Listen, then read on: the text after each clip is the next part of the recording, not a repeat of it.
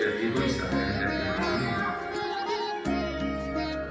इसमें तो स्वयं भगवान वेदव्यास ही महाराज बैठे, हर कोई नहीं बैठ सकता, और ऐसे ही व्यास गति में तो वही बैठना है जिसको भगवान बैठाना चाहते हैं। पर ये कलयुग, भागवत में वर्णन आया है कलयुग का मित्र कौन है? दोस्त। अगर कलिना धर्म मित्रेणा, इसलिए कलयुग में आपको चारों ओर अदरणीय धर्म दिखेगा।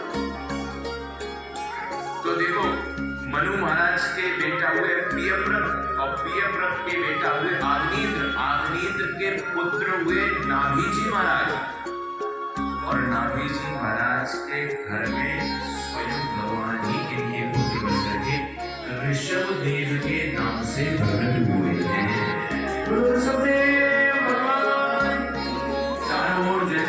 होने लगी, इंद्र को कहा होने लगी। इंद्र स्वयं को समझता है भगवान, और ऋषभ देव जी को समझता है साधारण सा इंसान। चारों ओर ऋषभ देव भगवान की जय, ऋषभ देव भगवान की जय। अरे भाई जनता किसी को भगवान का भगवान मैं हूँ, इंद्र ने कहा, और ये ऋषभ देव भी मना नहीं कर रहा। अगर ये भगवान है, मैं जल का देखता हूँ, एक काम करता हूँ, इसके राज्य में जल ही नहीं बरसा हूँ। मानो भगवान वर्षे ना वर्ष, जल्दी वर्षा है। तो ऋषभ देव जी को साक्षात भगवान है, उन्होंने अपनी माया के द्वारा अपने राज्य में खूब जल बरसाया। तब जाकर के इंद्र को समझ में आया, जिसको मैं समझ रहा था इंसान, वो तो निकला सचमुच का भगवान। ऋषभ देव भगवान के अवतार है। तो इंद्र क्षमा मांगने के लिए आया, किसी से कुछ मांगने जाओ, साथ लेकर के जाओ। इंद्र ने कहा मेरे पास कोई चीज नहीं, क्या मेरी बेटी है। इंद्र की बेटी पुत्री का नाम था जयंती, और इंद्र के पुत्र का नाम था जयंत।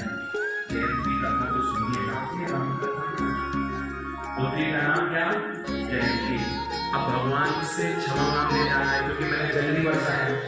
एक जगह तो जल नहीं बरसा, दूसरी जगह इतना जल बरसा दिया कि भगवान को गोवर्धन ऊपर डालना पड़ता है।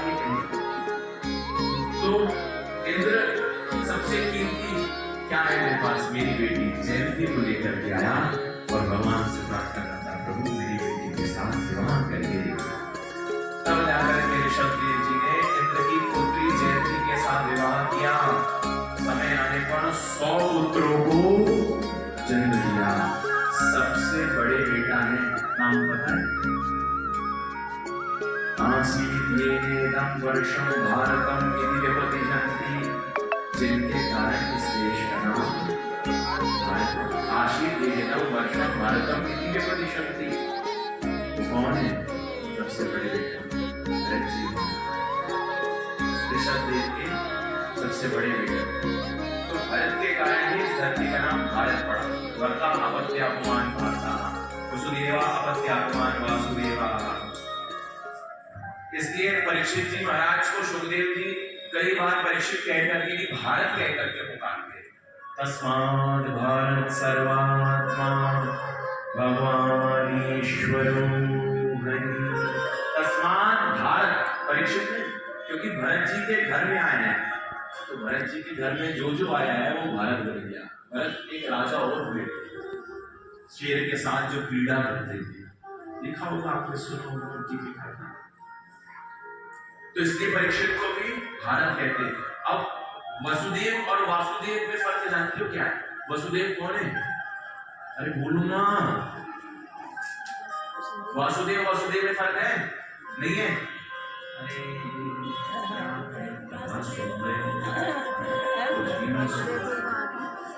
नचा लोग वो भी नहीं नाचते।